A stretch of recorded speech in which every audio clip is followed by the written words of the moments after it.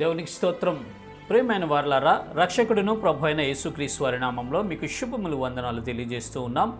దేవుడు మిమ్మలను, మీ బిడ్డలను, మీ కుటుంబములను దీవించి ఆశీర్వదించునుగాక. ఆమెన్. God bless you. దేవునికి స్తోత్రం. హల్లెలూయా. ప్రియమైన దేవుని పిల్లలారా, ఈ లోకంలో పుట్టిన ప్రతి వ్యక్తి మరణించాలండి. ఖచ్చితంగా ఉంటుంది. పుట్టిన ప్రతి వ్యక్తి, ప్రతి జీవి మరణిస్తుంది. పుట్టిన ప్రతి మనుష్యుడు జన్మించిన ప్రతి మనుషుడు మరణించక తప్పదండి. అయితే మరణించిన తర్వాత ఎక్కడికి వెళ్తున్నాం?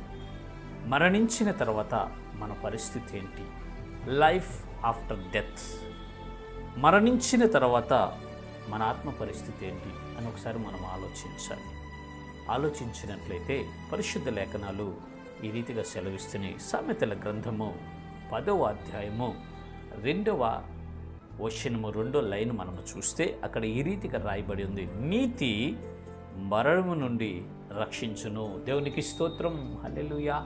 నీతి అనేదంట మరణము నుండి రక్షిస్తుందంట. నీతి మరణము నుండి రక్షిస్తుంది.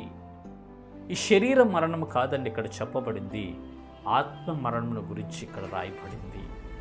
నీ ఆత్మ మరణించకుండా ఉండాలి అంటే, నీ ఆత్మ నశించిపోకుండా ఉండాలి అంటే, నీ ఆత్మ అగ్నికి ఆహుతి కాకుండా ఉండాలి అంటే నీతిమంతుడిగా నువ్వు మార్చబడాలి. నీతిని నువ్వు కలిగి ఉండాలి అని ఇక్కడ పరిశుద్ధ లేఖనాలు సెలవిస్తున్నాయి. ప్రియమైన దేవుని పిల్లలారా, దయచేసి గమనించండి. నీతిని మనం ఎలా సంపాదించుకోగలం? నీతిమంతులుగా మనం ఎలా మార్చబడతాం అని మనం ఒకసారి ఆలోచిస్తే, నీతిమంతుడే మనల్ని నీతిమంతుడిగా మార్చగలడు. ఈ లోకంలో ఎవ్వరూ నీతిమంతులు లేరండి. ఏ మనుష్యుడు నీతిమంతుడు కాదు. అయితే యేసు ప్రభువారు ఒక్కడే నీతిమంతుడు. ఆయన సశరీరుడుగా దేవాది దేవుడే భూమికి దిగి వచ్చాడు మానవ రూపంలో. యేసు అనే నామధేయముతో ఆయనే నీతిమంతుడు. ఆయన రక్తము వలన, ఆయన ఇచ్చినటువంటి బలి యాగము, ఆ పరిశుద్ధ రక్తము వలన మనమందరము నీతిమంతులుగా మార్చబడ్డామండి.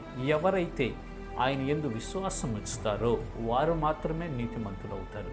వారు మాత్రమే మరణం నుండి రక్షించబడతారండి. ఎవరైతే నమ్మి బాప్తిస్మము పొంది యేసు బిడ్డలుగా ముద్రించబడతారో వారు మాత్రమే నీతిమంతులు అవుతారు. వారు మాత్రమే మరణము నుండి రక్షించబడతారు.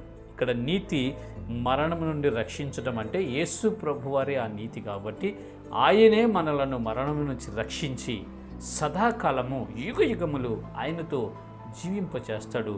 ఆనందముతో ఆయన సన్నిధిలో మనము నివసించుటకు ఆయన కృప చూపిస్తున్నాడు. కాబట్టి ప్రియమైన దేవుని పిల్లలారా, రక్షించబడిన మనము నీతిమంతులుగా మార్చబడ్డాం. ఈ విశ్వాస యాత్రలో వెళదాం. రక్షణ లేకుండా ఎవరైనా మీరు వినుచున్నట్లయితే, నీతిమంతుడైన యేసయ్యను మీరు కలిగి ఆయన యందు మీరు విశ్వాసం నుంచి రక్షించబడండి. నీతి మరణం నుంచి రక్షిస్తుంది, మీకు పరలోకాన్ని ఇస్తుంది. ఇటు కృప దేవుడు ప్రజలందరికీ కలుగు చేయనుగాక. ఆమేన్. God bless you. దేవునికి స్తోత్రం. హల్లెలూయా. Praise the lord.